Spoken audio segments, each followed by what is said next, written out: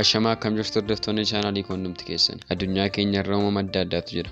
Kun waan haaraa miti. Kanneen dhaloonni amma jiru jaaniin agarreessa hedduudha.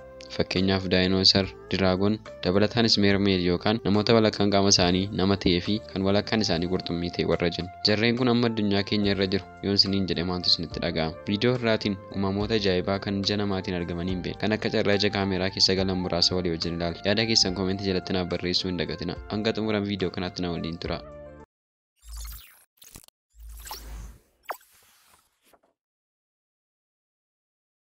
Tokkoffaa gammoojjii Ameerikaa Nevaadaa jedhamu keessatti viidiyoo waraabamee ture. Viidiyoon kun taatee nama rifachiisu kan of keessatti qabate ture. Bocni qaama isaa dhala namaa fakkaata. Harki isaa dhedheeraa, qoleen isaa gadi cabaa suutatti hirata. Ajab kan nama jechisiise taatee kana ture. Kan nama dhibu kaan immoo nama miti jedhu. Warri kaan immoo kun nama jedhu.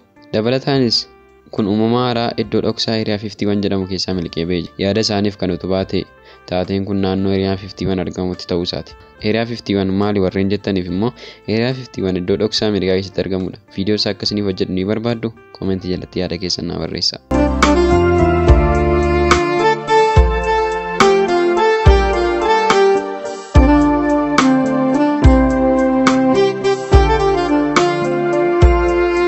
Lammaffaa addunyaa keenya irra dhibbantaan 70 bishaantu uwwisee argama. Akkuma kana lubbu qabeeyyiin bishaan keessa jiraatanis hedduudha. Keessattuu kanneen sababa gurguddina isaaniitiif sodaataman kumaatama. Shaark, doolfiin, naacha, roobii isaan kun warreen gurguddoo jedhaman keessaa muraasa. Garuu wanti magaalaa London keessatti ta'e ajaa'iba. Yaballi yookaan markabni xiqqoon tokko osoo imalarra jirtu wanta ajaa'ibaa ishii mudata. Sanyii qurxummii keessaa kan warra Starfish jedhaniin dingata bishaan keessaa ba'ee yabala kana fudhatee gadi deebi'a. Hanga ammaatti Starfish hanga kana guddatu argamee hin beeku. Akkuma viidiyoo kana fixxanii Starfish jechuun Google gubbaa ilaalaa. Yoo Starfish guddaa akka kana argitan koomentii jala naaf kaa'aa.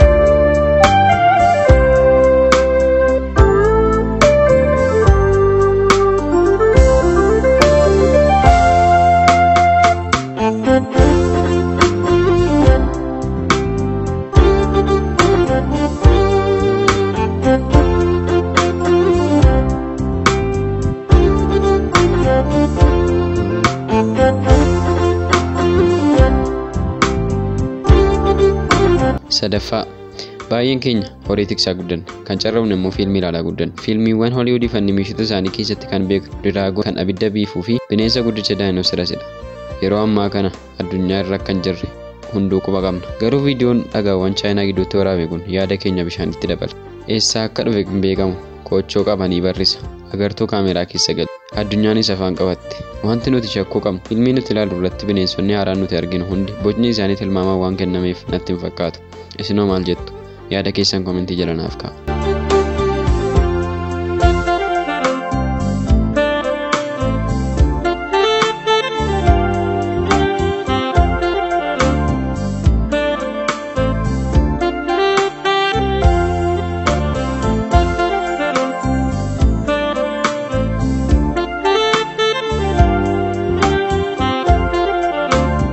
Afuraffaa iddoo awwaalchaa yookaan obboloota keenya musliimaa biratti qabrii jedhamee kan beekamu yommuu dhaqxan yookaan akka carraa ta'e karaa isin irra deemtan yoo naannoo sana irra isin baasate qofaa keessan hangam sodaattu.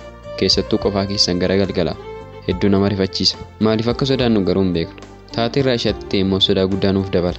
Iddoo awwaalchaatti ture uumama ajaa'ibaatu kaameraa keessa gale. Ija gurguddaa, gurra gurguddaa fi mataa gurguddaa qaba. Akkuma agartan uumamni kun dhagaa awwaalchaa irra taa'ee jiru viidiyoon nutti agarsiisa. Kana booda karaa awwaalchaan ba'u namni jedhu sin dhibu yoona. Egaa uumamni ajaa'ibaa kun eessaa dhufe? Maaliif iddoo awwaalchaa filate? Yaada keessan koomentii jalatti naaf kaa'aa.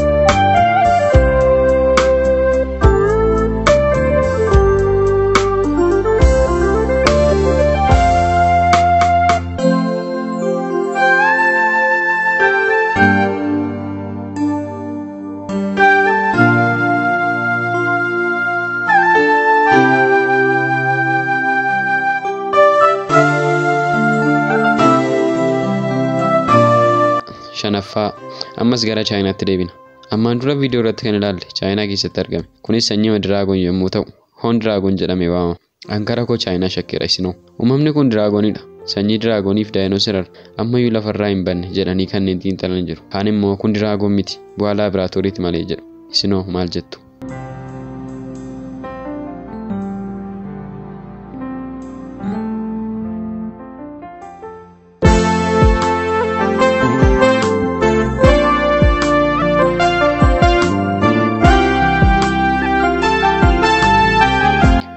ja'affaa qurxummiin nama ta'e namni qurxummii ni ta'a jettanii ni yaaddu yookiis namaaf qurxummii yoo wal makee'u yeroo dhiyoos irratti haasa'amaa kan jiru meermeed yookiin namoota walakkaan isaanii nama ta'eef walakkaan isaanii qurxummii kan ta'e kana ilaala. Viidiyoo kana kan waraabe namoota naannoo sana qurxummii kiyyeessan turanidha. Qurxummiin bishaan keessaa ba'ee turuu hin danda'u. Uumamni kun garuu bishaan keessaa ba'uun gada gaara takka tureen booda gara bishaanichaatti utaale. Mee viidiyooma meermeedii kana kan biraa haa ilaallu. Asuma ardii keenya Afrikaa keessatti kan waraabamedha. Saawuz Afrikaatti ture. Namicha qurxummii kiyyeessaa ture tokkotu waan arge amanuu dadhabee bilbila isaatiin waraabee nuuf qoode. Wantichi mataa qaba, harka qaba, nama fakkaata. Garuu akka namaan jenneef mudhii gadi qurxummii. Akkuma viidiyoo irraa ilaaltan nama ajaa'ibsiisa. Viidiyoon kun tarii qulqullina dhabuu danda'a yookiis kwaalitii dhabuu danda'a. Anis isin qubsuuf jecha sooshaal miidiyaa irra asiif achi fiiguun viidiyoo kwaalitii guddaa waraabame isiniif arge. Mee ilaalaa. Mudhii ol nama fakkaatti, shamarree bareedduu, garuu mudhii gadi qurxummiidha. Sirriitti ilaalaa.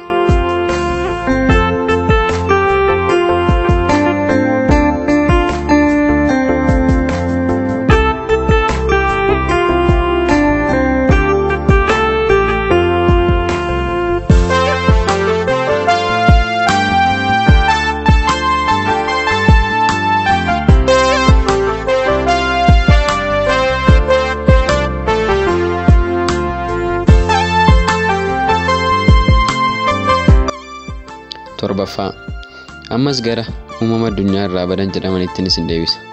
Maasii qonnaan bulaa Meeksikoo tokko irratti waraabame. Akkuma viidiyoowwan duraa irraa agarretti uumamni koochoo guddaa qabu ariitii guddaan gara lafaatti gadi kufe. Kaan daayinoosariidha jedhu, kaan immoo kun diraagoonidha jedhu. Isin maal jettu?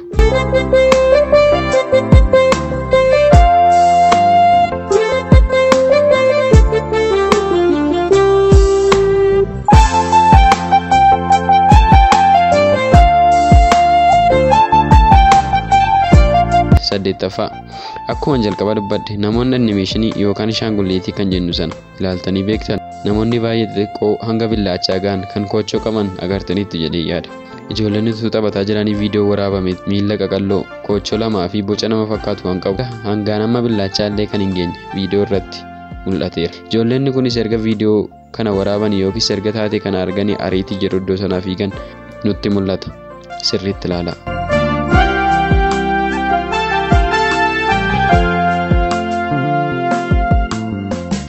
Salgaffaa baadiyyaa keessatti viidiyoo waraabame kun akka mul'isutti uumamni nama fakkaatu hojjaan isaa baay'ee gabaabaa kan ta'ee fi gurri isaa qaqallaa dheeraa kan ta'e utuu gara manaatti ol ba'uuti.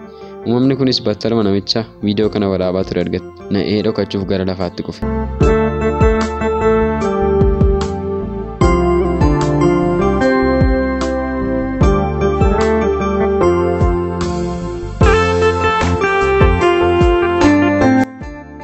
Egaa viidiyoon keenya irraa kana fakkaata ture.